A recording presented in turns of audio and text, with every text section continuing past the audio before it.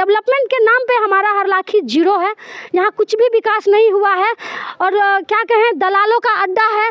Block में लोग परेशान हैं। हमारा जो क्षेत्र है वो नक्शे में नहीं आता है। लोग भूल गए हैं हरलाखी को।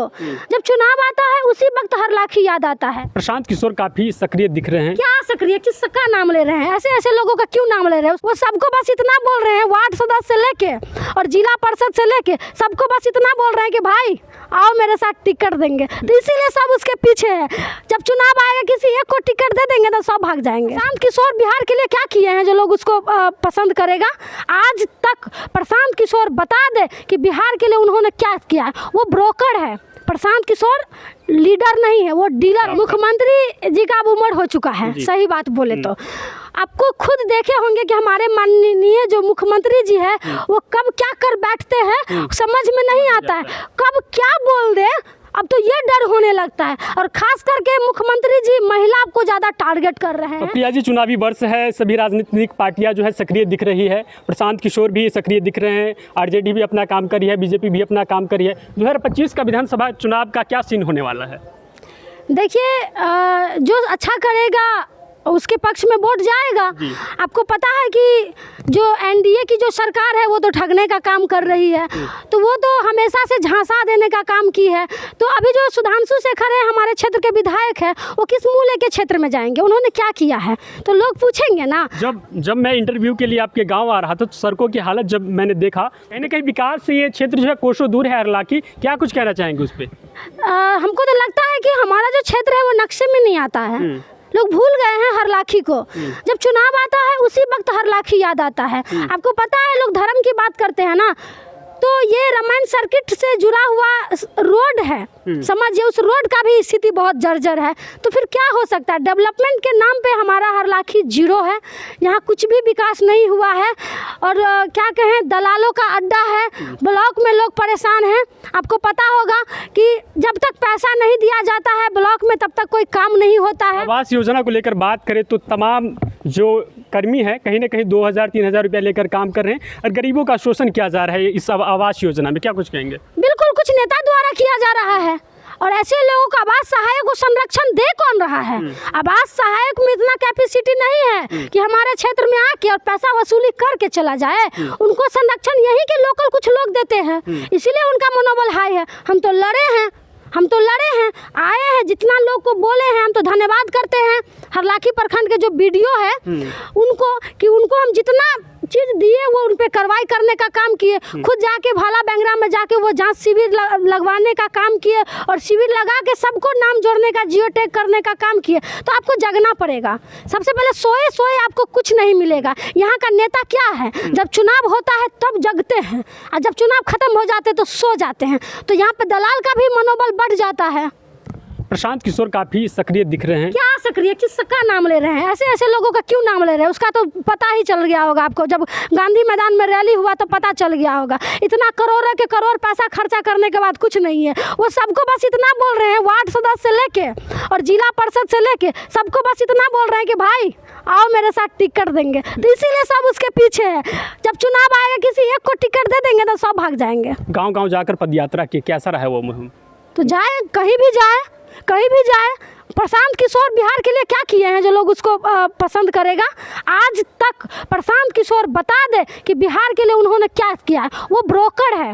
प्रशांत किशोर लीडर नहीं है, वो डीलर है। आप समझ लीजिए, वो दलाल है। वो दलाली करता है, बड़े बड़े नेता का दलाली करता है। मतलब ब्रोकर का काम नहीं समझे, इधर से उधर उधर। तो प्रशांत किशोर ब्रोकर है, उसको नेता कहाँ कोई मानता है? कौन मानेगा नेता? बता दीजिए ना। वो तो ब्रोकर है, वो तो दलाल है, दलाली करता है। कभी प्रधानमंत्री को बोला है कि हम प्रधानमंत्री बना दिए हैं, ममता बनर्जी को हम ही बना दिए हैं, नीतीश कुमार जी को हम ही बना दिए हैं। तो सब दलाले को जब आप मुख्यमंत्री बना दिया और उसको आज गाली दे रहे हैं, आपने उसको बनाया और आज आप उसको गाली दे रहे हैं, तो लोग बेवकूफ़ नहीं है ना, सब होशियार है। और बिहार के लोग हैं, समझे। उड़ती चिड़िया को हल्दी लगाती है, ये तो प्रशांत किशोर है। तेजस्वी बार बार मुख्यमंत्री को कह रहे हैं कि मुख्यमंत्री जो अचेत अवस्था में, क्या कुछ कहना चाहेंगे? और नीतीश कुमार जी का बार बार जो है मिजाज बदल जाता है, इसको लेके क्या कुछ ख्याल है? मुख्यमंत्री जी का अब उम्र हो चुका है, सही बात बोले तो।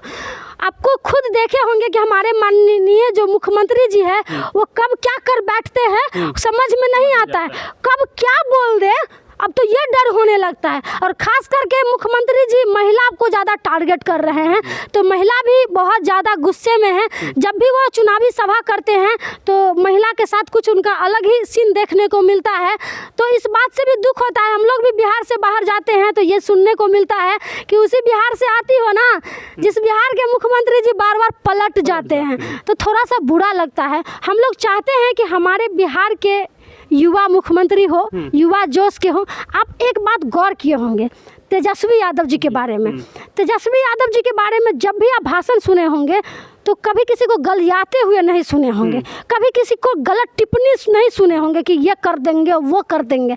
तेजस्वी यादव जी जब भी बात करते हैं ना, बिहार की विकास की बात करते हैं, युवाओं की बात करते हैं, रोजगार की बात करते हैं, नए नए तरीके लाते हैं वो। अभी देखिए ना, वो कह रहे हैं कि बिहार में जब हमारी सरकार बनेगी तो 200 यूनिट बिजली बिल फ्री कर देंगे। अब बताइए गरीब का कितना अच्छा होगा, कितना भला होगा। बाप रे, लोग तो बिजली बिल से परेशान है। वो तो हम है अपने गाँव में, इसलिए स्मार्ट मीटर अभी तक नहीं लगा है।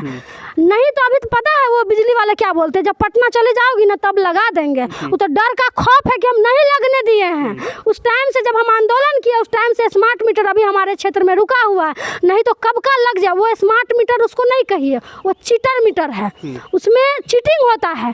जितना मन होता है उतना बिल उसमें वसूली कर सकते हैं। गरीबों का एक शोषण करने का एक जरिया आप समझ लीजिए वो मीटर है। आपको पता ही होगा, जहाँ आपके घर में लगा होगा तो शायद आपको पता होगा कि उसका क्या हाल है। तो लोग उस मीटर से भी परेशान हैं। मोदी जी बोले थे कि सबको फ्री में गैस सिलेंडर देंगे, बोले थे ना। कुछ दिन फ्री में दिए, कुछ दिन लोभ दिए और उसके बाद फिर दाम बढ़ा दिए 50 रुपये। सब सिलेंडर चल गया कहाँ पता नहीं चला, सब चूल्हा कहाँ चला गया पता नहीं चला। आप जाके चेक कर लीजिएगा, बहुत सारी महिलाएं जो अभी भी चूल्हे पे खाना बनाती है, गैस सिलेंडर फेंका गया। 500 दाम था, एक ही बार 1200 हो गया है। गैस सिलेंडर का दाम अभी शायद 1100 है कि 1000 थोड़ा सा कम हुआ है इस बीच में। तो तेजस्वी जी आएंगे तो वो बोले हैं कि हम गैस का दाम 500 कर देंगे, तो फिर महिला को सही होगा। अब क्या चाहिए? एक अंतिम प्रश्न आपसे। नीतीश कुमार के बेटे निशांत कुमार राजनीति में काफ़ी सक्रिय दिख रहे हैं और कहीं ना कहीं चर्चे में रहते हैं, मीडिया में सुर्खियों में रहते हैं। क्या कुछ लग रहा है कि बाबूजी का विरासत संभाल पाएंगे निशांत कुमार? आए, बिल्कुल स्वागत है उनका। अगर उनके अंदर प्रतिभा होगी, क्वालिटी होगी, काम करने की क्षमता होगी तो उनका स्वागत है। क्यों नहीं करेंगे? नेता का बेटा नेता ही ना बनता है जी, कि कलेक्टर थोड़ी ना बन जाएगा। क्या कहता है गांव में लोग कि मास्टर का बेटा मास्टर बनता है, डॉक्टर का बेटा डॉक्टर बनता है। क्या दिक्कत है? जब नीतीश कुमार जी का बेटा राजनीति में आ रहे हैं तो आने दीजिए, कोई दिक्कत नहीं है। सीखना चाहिए नीतीश कुमार जी के बेटे को, निशांत जी को सीखना चाहिए। तेजस्वी यादव जी से सीखे, उनसे ले अभी सीखे उनसे कि तेजस्वी यादव जी कैसे काम कर रहे हैं। निशांत जी को तेजस्वी यादव जी से सीखने की ज़रूरत है और उनके वो बड़ा भाई है, वो सीखेंगे, आगे बढ़ेंगे और बिहार का विकास करेंगे तो और अच्छी बात है। लेकिन अब इस पर तो कोई कुछ नहीं बोलेंगे। तेजस्वी यादव जी जब राजनीति में आए ना तो परिवारवाद हो गया, लेकिन नीतीश कुमार जी का बेटा आया तो परिवारवाद नहीं हुआ। रामविलास पासवान जी का बेटा आया तो परिवारवाद नहीं हुआ। सम्राट चौधरी, शकुनी चौधरी का बेटा सम्राट चौधरी जब राजनीति में आया तो वो परिवारवाद नहीं हुआ। लेकिन लालू यादव जी का बेटा जब राजनीति में आया तो वो परिवारवाद हो गया। तो समझिए दर्द कहाँ से शुरू होता है, दर्द कहाँ पे ख़त्म होता है। तो दर्द कहाँ से शुरू हो रहा है ये सबको पता है। और इस विधानसभा में देखिएगा तेजस्वी यादव जी को कोई नहीं रोक सकता है, क्योंकि तेजस्वी यादव जी के साथ पूरे बिहार के युवा है और खास करके महिला भी है। और महिला क्यों है हम आपको बता दे रहे हैं। तेजस्वी यादव जी की जब सरकार बनेगी ना तो हर महिला के खाता में तेजस्वी यादव जी 2500 रुपया देंगे। तो अब क्या दिक्कत है? तेजस्वी यादव जी हर तबके के लोगों की बात कर रहे हैं, चाहे दलित हो, चाहे मुस्लिम हो, चाहे बैकवर्ड हो, चाहे वो फॉरवर्ड हो, वो A to Z की बात करते हैं। ये उनकी क्वालिटी है। तेजस्वी यादव जी पढ़े लिखे युवा हैं, भले ही लोग उनको नौवीं फैल कहते हैं, लेकिन एक 36 साल के युवा सबकी हालत खराब कर दिए हैं। और तेजस्वी यादव जी के डर के खौफ से मोदी जी मधुबनी में सभा कर रहे हैं, ये आप समझ लीजिए। नहीं तो विधानसभा चुनाव में प्रधानमंत्री उतर जाए, प्रधानमंत्री उतर जाए, कम भारी बात नहीं है, आप समझ लीजिए। और जब से तेजस्वी यादव जी बोले हैं कि मिथिला के लिए एक अलग ही हम डेवलपमेंट की बात कर रहे हैं, मिथिला एसोसिएशन की बात कर रहे हैं कि हम बना के और मिथिला को डेवलप करेंगे। यहाँ पे गन्ना की खेती होती थी, हमारे मिथिला में गन्ना की खेती होती थी, पान की खेती होती थी, मखान की खेती होती थी। और यहाँ से व्यापारी लोग जो होते थे, जो किसान लोग होते थे, व्यापार करते थे, अब बहुत सारा पैसा कमा के अपना घर चलाते थे और बहुत खुश रहते थे। वो सारा कुछ कहीं ना कहीं बंद हो गया है। सबसे पहले चीनी मिल खुल जाएगा ना तो यहाँ के किसान को बहुत ज़्यादा राहत मिलेगी। चीनी मिल कैसे खुल गया? उसका तो स्क्रैप्स बेच दिया गया। तो बेच दिया है तो वो आप मोदी जी ना बताएंगे कैसे खुलेगी? मोदी जी से तो हो पाया नहीं। और जो चीज़ मोदी जी से नहीं हो पाया, जो चीज़ ये नीतीश कुमार जी से नहीं हो पाएगा, वो तेजस्वी यादव जी करेंगे। बोले थे ना तेजस्वी यादव जी कि हमारी सरकार आएगी तो हम 10 लाख युवाओं को रोजगार देंगे। भाई 17 महीना रहे तो युवाओं को रोजगार दिए ना, कितना सजा के गांधी मैदान में नौकरी दिए थे। कभी देखे थे कि इस तरह से गांधी मैदान में सजा के तो खुद दिए, लेकिन नियुक्ति पद चाचा जी से बंटवा दिए। नहीं, चाचा जी तो बांट रहे, चाचा जी तो कॉपी पेस्ट कर रहे हैं। चाचा जी तो कॉपी पेस्ट कर रहे हैं। अभी भी देखे होंगे गांधी मैदान में उन्हीं का कॉपी पेस्ट चाचा जी कर रहे हैं। चाचा जी जब इधर आते हैं ना तो दिमाग सही रहता है, सिर्फ नौकरी की बात करते हैं, डेवलपमेंट की बात कर।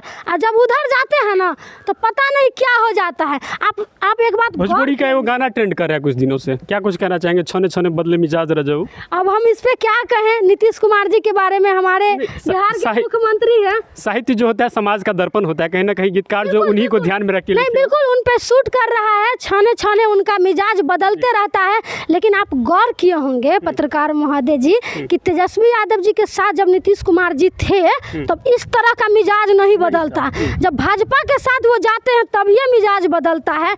तो आप समझ रहे होंगे बिहार में महा जंगल राज आ गया है। लोग सेफ फील नहीं कर रहे, नरसंहार पे नरसंहार हो रहा है, मर्डर पे मर्डर हो गया। आप देखे होंगे फुलहर में किस तरह से निर्मम हत्या, मेरे ऊपर केस भी हो गया। अब तो डरो लगता है बोलने में, सही बात बोल रहे हैं। जब सही बात बोलते हैं ना तो कैसे हो जाता है। अभी फुलहर के मामला में हम आवाज़ उठाए, मेरे ऊपर केस हो गया। अब कल मोदी जी आ रहे हैं, ऊपर से प्रेशर है कि कुछ बोलोगी, कुछ करोगी तो तुमको जेल जाना पड़ेगा। तो हम तो पहले से टारगेट में हैं, तो हमको कब जेल भेज देंगे ये मोदी जी पता ही नहीं चल रहा है।